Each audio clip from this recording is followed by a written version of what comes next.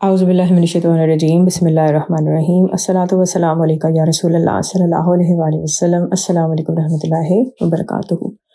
आज मैं आपको हाफ़िज़ मोहसिन साहब की किताब दुरूद शरीफ के मुशाहिदात का एनसाइक्लोपीडिया से डॉक्टर फ़र्रुख का वाक़या सुनाने लगी हूँ। डॉक्टर फ़र्रुख कहती हैं कि मेरी दुरूद शरीफ की कहानी उस दौर से शुरू होती है कि जब बच्चे सिर्फ़ खाना पीना जानते हैं, माँ की मोहब्बत को जानते हैं। वो कहती हैं कि 4-5 बरस की उम्र में ही मैं अपनी वालदा को हर जुमे को बहुत एहतमाम करते हुए देखती थी और मैंने हमेशा देखा कि उन्हें दुरूद शरीफ पढ़ने की आदत थी। मेरे लाशऊर में याद है कि जुमे के दिन बहुत एहतमाम होता था। फजर के बाद सारे बच्चों को नहला कर नाश्ता, फिर सारे घर की सफाई सुथराई की होती थी। फिर मेरी अम्मी नहा धोकर सफ़ेद या कभी नया लिबास पहनकर खुशबू लगाकर अगरबत्ती जलाती थी और तख्त पोश पर खजूर की गुठलियों का ढेर लगा दिया जाता था और फिर दुरूद शरीफ पढ़ा जाता था। उस वक्त जब मैं अपने वालदा का चेहरा देखती थी तो मुझे हमेशा वो गुलाबी, चमकता, रोशन और जन्नत की किसी हूर जैसा लगता था। मैं दुरूद शरीफ पढ़ने के बजाय बार बार उनका चेहरा देखा करती थी। 2-4 गुठलियों पर दुरूद शरीफ पढ़ती, फिर खेल कूद में लग जाती। फिर हमारी अम्मी हमें पुकारती थी और हम सब बहन भाई दुरूद शरीफ पढ़ने में अपना थोड़ा थोड़ा हिस्सा शामिल करते थे। 1996 में मेरी अम्मी का इंतकाल हुआ और मुझे लगा कि ज़िंदगी के तपते सहरा में मैं नंगे पाँव नंगे सर खड़ी हूँ। मैं मेडिकल सेकेंड ईयर की स्टूडेंट थी। तब मुझे कुरान, नमाज और दुरूद शरीफ से कोई ख़ास लगाव नहीं था। मेरी अम्मी की वफ़ात के बाद दुनिया और लोगों के तल्ख़ रवैयों ने मुझे बहुत दूर कर दिया था। वो कहती हैं कि बहुत सारी तलखियों, महरूमियों के साथ साथ जैसे इंसान फितरतन नाशुक्रा होता है, मैं भी बहुत सी आसानियाँ भूल चुकी थी। लेकिन अब पीछे मुड़ के देखती हूँ तो एहसास होता है कि अल्लाह ताला 70 माओं से भी ज़्यादा हमें प्यार करते हैं। वो कहती हैं कि इस सारे अरसे में तकरीबन 10 साल में बहुत बेकायदा थी। नमाज कभी पढ़ी, कभी छोड़ ली। दुरूद शरीफ और नात या कुरान, नाजरा किसी से भी मेरा कोई ख़ास ताल्लुक़ नहीं था, लेकिन मुझे बहुत बेसुकूनी और बहुत बेचैनी थी। मैं बहुत सी किताबें, रिसाले, कहानी और कोर्स की किताबें पढ़ती थी। उमैरा अहमद का पीर कामिल पढ़ा, निमरा अहमद का मुसफ़ पढ़ा। कहती हैं फिर उन्हीं दिनों मैंने शहाब नामे के आखिरी बाब में दुआए कुन फ़यकुन पढ़ी तो दिल जैसे उस पर ठहर गया। फिर मेरी ये रूटीन बन गई कि हर नमाज के बाद मैं 313 मरतबा दुआए कुन फ़यकुन पढ़ती और सारे दिन में कम से कम 313 मरतबा दुरूद इब्राहिमी पढ़ती। फिर आहिस्ता आहिस्ता मेरे दिल को सुकून मिलना शुरू हुआ तो नफली रोज़े और तहज्जुद भी पढ़ने लगी। कहती हैं 2007 का साल था और नवंबर का महीना था। इशा की नमाज के बाद जाए नमाज पर मेरा रुआं रुआं आंसू बना हुआ था और मेरे दिल ने बहुत शिद्दत से किसी अपने को पुकारा, अल्लाह अल्लाह अल्लाह जी। उसी दम मुझे लगा कि अल्लाह ताला बिल्कुल मेरे सामने, मेरे पास है। मैं रोते रोते सजदे में सो गई। फिर 2008 में अल्लाह ताला ने मुझे अपने घर बुलाया और फिर दुरूद शरीफ से मोहब्बत और बरकत और रहमत अता हुई। दुरूद शरीफ की मोहब्बत का सफ़र दुरूद इब्राहिमी से शुरू हुआ। दुरूद ताज, दुरूद लखी, दुरूद खिजरी, मंसूरे में लिखे हुए सारे दुरूद शरीफ से होता हुआ दुरूद अवैसिया कमालिया के गुलाबों पर मुकम्मल हो गया। 2009 से फरवरी 2016 तक मैं अल्लाह ताला की मोहब्बत की तलाश में लाहौर में मुकीम मोहतरम सैयद सरफराज शाह के दुआ घर जाती थी। इतने सालों में गम दुनिया के बारे में तो 2-4 मरतबा ही दुआ करवाई, लेकिन 2015 और 2016 के 2 साल में मैं जब भी मोहतरम सैयद सरफराज शाह साहब के पास जाती तो एक ही दुआ की दरख्वास्त करती। मैं कहती कि शाह साहब आप अल्लाह ताला से मेरी दुआ करें कि मैं कसरत से दिन रात, हर वक्त, हर लम्हा दुरूद शरीफ पढ़ सकूं। उन्हीं दिनों मैंने फजर की नमाज से पहले ख्वाब देखा कि मोहतरम सैयद सरफराज शाह साहब और मैं कहीं जा रहे हैं। दोनों तरफ खेत हैं, सब्जा है, दरमियान में कच्चा रास्ता है।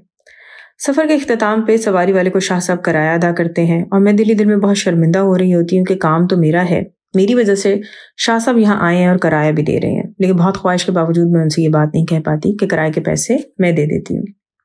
सामने एक मज़ार शरीफ है, एक तरफ बेरी का दरख्त है और मज़ार के दूसरी तरफ सीमेंट की प्लस्तर शुदा दीवारों वाली मस्जिद बनी हुई है, जैसे एक बहुत बड़ी बिल्डिंग हो। और मोहतरम सैयद सरफराज शाह साहब उस बिल्डिंग की तरफ इशारा करके मुझे कहते हैं कि आप उधर नीचे चली जाएं, आपकी मंजिल यही है।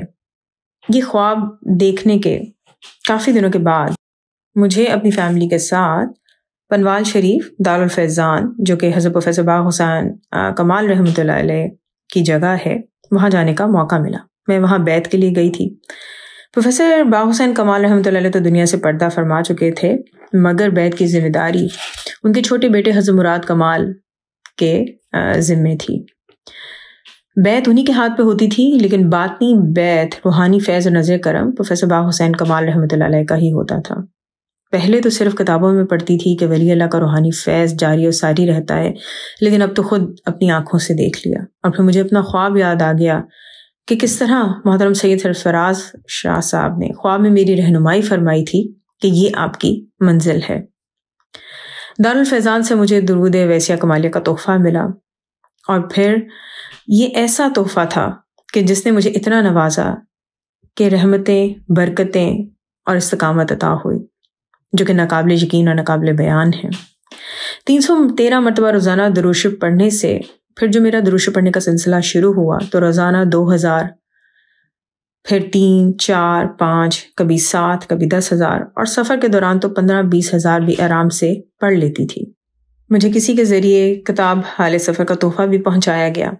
شب معراج کی رات پروفیسر باغ حسین کمال رحمۃ اللہ علیہ کے ایک پرانے خاص شاگرد نے مجھے درود ویسیہ کمالیہ کا ایک فریم بھی گفٹ کیا۔ 2015 کی شب معراج میں نے سارے بچوں اور سٹاف سمیت ساری رات یہ درود شریف پڑھا۔ صبح سحری کے وقت حضور پاک صلی اللہ علیہ وسلم کی خدمت اقدس میں تحفہ پیش کیا، اور پھر 2 دن بعد جب میں حال سفر والی کتاب پڑھنے بیٹھی تو ایک ہی نشست میں ختم کر ڈالی۔ پروفیسر باغ حسین کمال رحمۃ اللہ علیہ کے حالات زندگی نے بہت حوصلہ دیا اور یہ جذبہ عطا کیا کہ میں بھی 1 کروڑ درود شریف پڑھ سکتی ہوں۔ حال سفر میں پروفیسر باغ حسین کمال رحمۃ اللہ علیہ کی 2 دعاؤں نے تو مجھے اپنا گرویدہ بنا لیا۔ پہلی وہ دعا جو رمضان مبارک کے اعتکاف میں رات کے وقت انہوں نے درود شریف میں کمال کے حصول کے لیے کی تھی۔ یہ دعا میں آپ کو پروفیسر باغ حسین کمال رحمۃ اللہ علیہ کے الفاظ میں ہی سناتی ہوں۔ انہوں نے دعا مانگی، الہی مجھے تا حیات حضور صلی اللہ علیہ وسلم کے حضور کم از کم 1 کروڑ سالانہ درود شریف کے اصال کی سعادت نصیب فرما۔ یا اللہ، میں درود شریف کا ریکارڈ قائم کروں، پھر توڑوں، پھر قائم کروں، پھر توڑوں اور پھر قائم کروں۔ رب العالمین، اے میرے مالک، مجھے امت محمدیہ صلی اللہ علیہ وسلم کے ان پہلے 100 خوش نصیبوں میں شامل فرما جنہوں نے حضور صلی اللہ علیہ وسلم پر کثرت سے درود شریف بھیجا ہے۔ یہ اس دعا کا ہی کمال تھا کہ اللہ تعالیٰ نے پروفیسر باغ حسین کمال رحمۃ اللہ علیہ کو نہ صرف درود شریف بلکہ سارے قرآن کریم کی نسبت عطا فرمائی کہ وہ اپنے شاگردوں کو جس آیت یا سورت کی نسبت مراقبہ کروانا چاہتے کروا سکتے تھے۔ اور اگلے رمضان تک پروفیسر باغ حسین کمال رحمۃ اللہ علیہ کو 1 کروڑ مرتبہ درود شریف پورا کرنے کا شرف بھی حاصل ہوا۔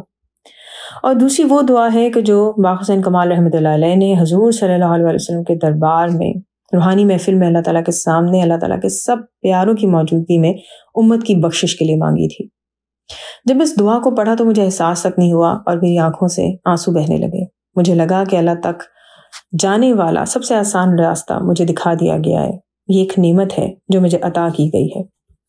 2 دن تو بہت ہی سرشاری میں گزرے، اور تیسرے دن نفس اور شیطان دونوں نے میرے دل میں شک اور وسوسے ڈالنا شروع کر دیے کہ دیکھ لینا، کہیں اللہ کا راستہ سمجھ کر سب کچھ گنوا نہ دینا، کہیں ایمان کی دولت بڑھنے کے بجائے لوٹ ہی نہ لی جائے۔ اور پھر ایک سوال کہ کیا پروفیسر باغ حسین کمال رحمۃ اللہ علیہ نے حال سفر کتاب میں جو لکھا ہے وہ سب سچ ہے؟ کیا وہ پیارے نبی کریم صلی اللہ علیہ وسلم کے خاص لوگوں میں سے ہے؟ میری یہ بے چینی بڑھتی گئی۔ سارا دن تڑپتے گزرا، یا اللہ کیا کروں، کس سے کہوں، کس سے پوچھوں، کس کو میرا درد، میرا مسئلہ سمجھ آئے گا۔ رات تک دل پگھلنا شروع ہو گیا، روتے روتے اللہ تعالیٰ سے باتیں کرتے، کب آنکھ لگی کچھ خبر نہیں۔ پھر اگلے دن کرم ہو گیا۔ میرا یہ سوال میرے اور اللہ تعالیٰ کے درمیان تھا اور کسی تیسرے کو کوئی خبر نہیں تھی۔ اور کرم یہ ہوا کہ میری دوسرے نمبر والی بیٹی بہت خوشی سے بھاگتی آئی اور میرے گلے لگ گئی۔ میری بیٹی کو خواب میں حضور صلی اللہ علیہ وسلم کی زیارت نصیب ہوئی تھی۔ 2015 میں اس وقت میری بیٹی 6ٹھی کلاس میں تھی۔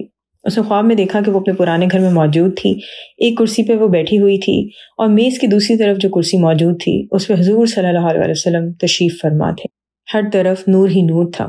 پھر اس نے دیکھا کہ آپ صلی اللہ علیہ وسلم کے ساتھ ایک بزرگ کھڑے ہوئے تھے۔ ان کا چہرہ بھی واضح نہیں تھا، لیکن اس کے دل میں ایک سوال مچل رہا تھا، اور وہ حضور صلی اللہ علیہ وسلم کے سامنے اپنا وہ سوال پیش کرتی ہے۔ اس نے کہا کہ یا رسول اللہ صلی اللہ علیہ وسلم، کہ آپ حضرت باغ حسین کمال رحمۃ اللہ علیہ کو جانتے ہیں؟